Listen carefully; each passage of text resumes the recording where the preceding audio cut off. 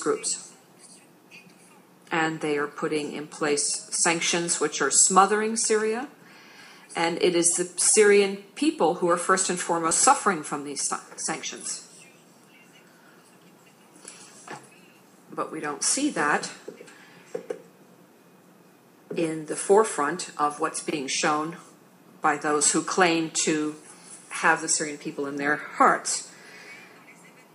There were claims about deaths in the city of Homs and Al-Qaeda involvement. Armed combatants of nationality which is not Syrian were found in Syria. Journalists who went into Syria in a clandestine manner were unfortunately caught up in these events.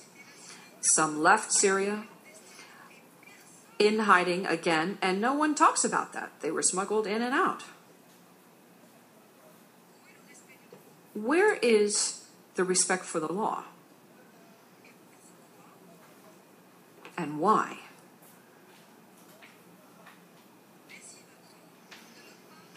Why is a decision taken to not taking into account Al-Qaeda elements, foreign combatants, foreign journalists, hundreds of millions of dollars donated, Israeli weapons, all of this pouring into the country? Why is no one taking that into account?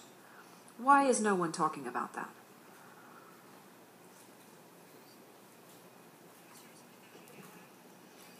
Mr. Secretary General, who, as I said earlier, is my friend. He is a man that I respect. The Secretary General is not duly informed. He said that the strike force, or the firepower of the opposition, the armed opposition, is less than the government force's firepower. Is that logical?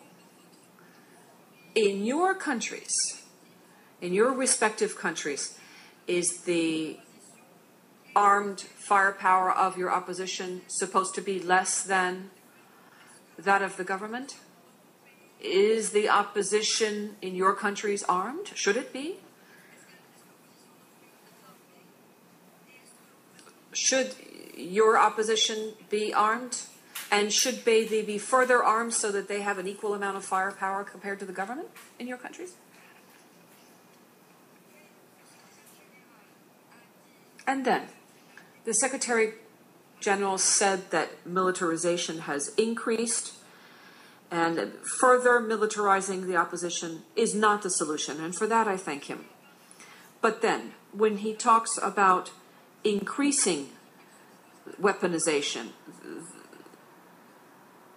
I suppose he's talking about an increase, not the weaponization itself, not the weapons. Is that the position of the Secretariat?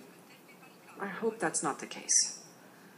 Or these simple words then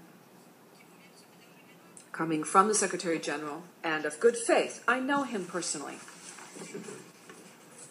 What he's saying will be interpreted by the armed groups as a legal cover for the armed groups to be able to act in a criminal fashion in Syria, and for them to continue to arm themselves using weapons from countries who presented the draft resolution before this August body, the very same ones.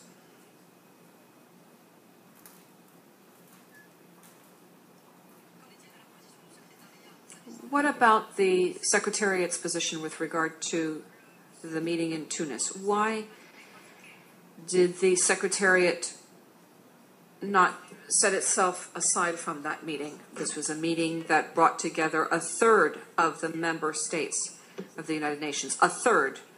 And despite that, the United Nations was present at the meeting. How is it that the Secretariat can be present at an event which is in parallel? This is a parallel activity it's outside the framework of international law. How is it conceivable that the United Nations would be an accomplice in activities that are openly hostile to a member of the United Nations? Mr. President.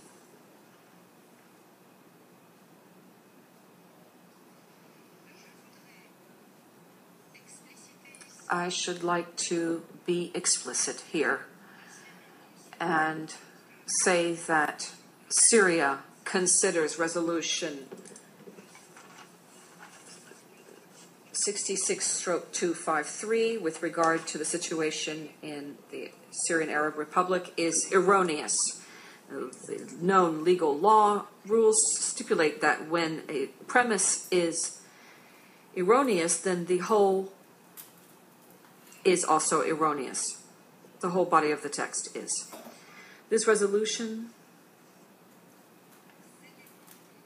did not meet the minimum requirements of diplomatic activities in the United Nations. And for example, the Syrian government was not consulted. The very restricted circle of states that presented this draft resolution refused to amend it. There were amendments put forth by Russia and other countries. And this limited circle refused all amendments, refused any negotiations on the contents of this resolution. No, they started from a self-centered or narrow position which is against the Charter and international law. And that is why, ladies and gentlemen, we found ourselves before a biased resolution par excellence. It was unilateral and subjective and completely unrelated to what is happening on the ground in Syria. This was the case either because the resolution openly turned a blind eye to serious reforms that were undertaken in Syria and the criminal activities perpetrated by armed terrorist groups, or by supporting resolutions that are unfair coming from the Arab League in the absence of Syria, without consulting Syria. This is a violation of Syria's sovereignty. It is increasing tensions rather than bring a solution. And it contains open and irresponsible endorsement of armed groups under cover of providing all sorts of material support to the opposition. By inflicting unfair sanctions on Syria, which have a direct repercussion on the daily lives of Syrian people. Mr. President, it is obvious that what we have here is a mix of people who are acting in a non-objective and non-customary way within the United Nations. And I'd like to, by way of example, mention the following. First, insisting on having a hasty meeting in the context of various items of the agenda that are completely unrelated to each other. You'll recall here that we addressed this issue